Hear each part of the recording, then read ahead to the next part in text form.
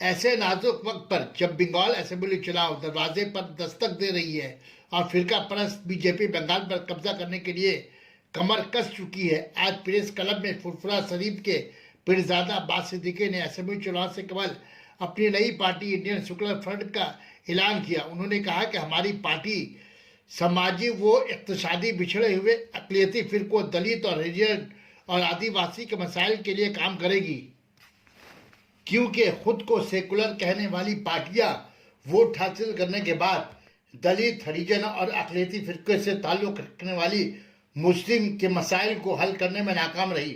उनकी तालीमी, इक़्तिसादी और समाजी मसाइल को हल करने के बजाय उसे नज़रअंदाज करती रही। ऐसे में हमारी पार्टी का मकसद यही है कि विषय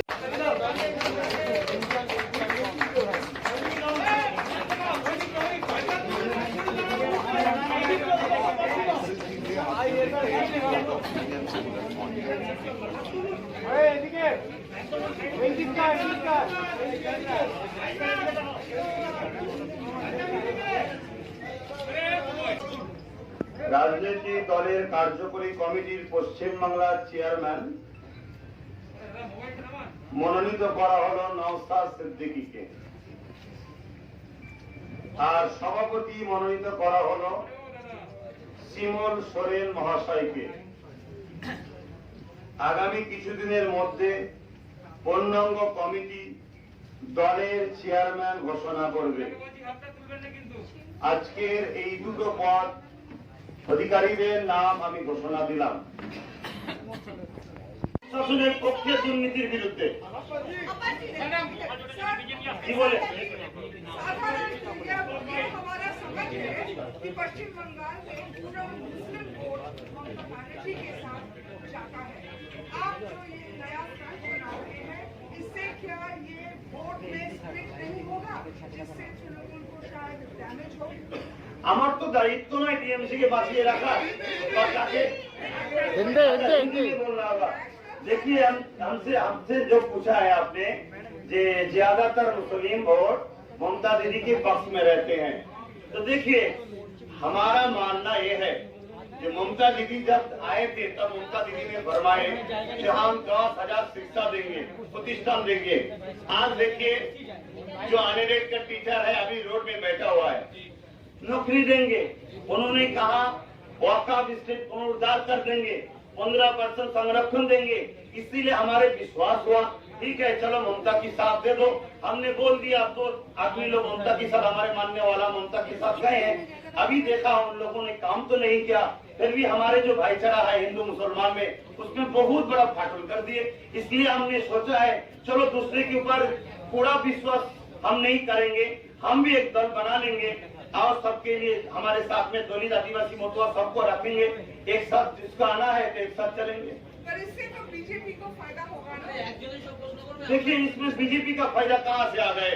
वाम दे रहे हिंदू वोट नहीं करेंगे, कांग्रेस दे रहे हिंदू वोट नहीं जाएंगे, बीजेपी वाले टीएमसी दे रहे उसमें हिंदू वोट कटवा नहीं होंगे।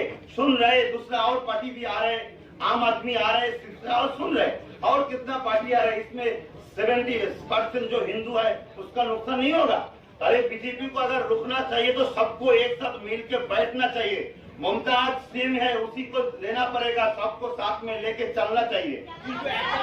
बीजेपी को रुकना चाहिए। मेरा हिंदी में आपको बोलना होगा कि आपको क्या लगता है कि ऐसे वक्त में एक सियासी पार्टी की जरूरत थी? ममता बनर्जी कहती हैं वो सबका विकास, सबकी तरक्की चाहती है, सबको साथ लेकर चल रही हैं। लेफ्ट फ्रंट भी यही दावा करती है कि माइनॉरिटी वोट उनके साथ है।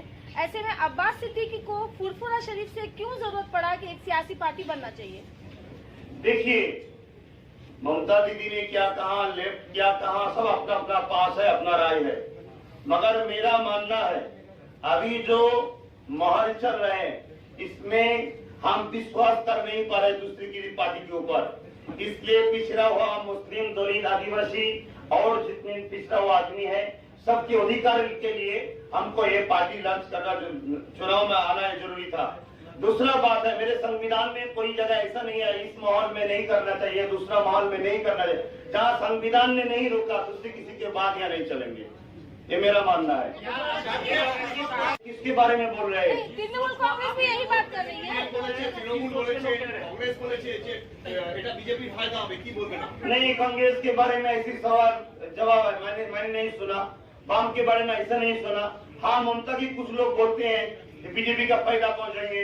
मेरा एक सवाल है ममता से, बीजेपी तो पहले नहीं थे, बीजेपी आप कैसा है उसका जवाब पहले दीजिए, बाद में हम जवाब देंगे।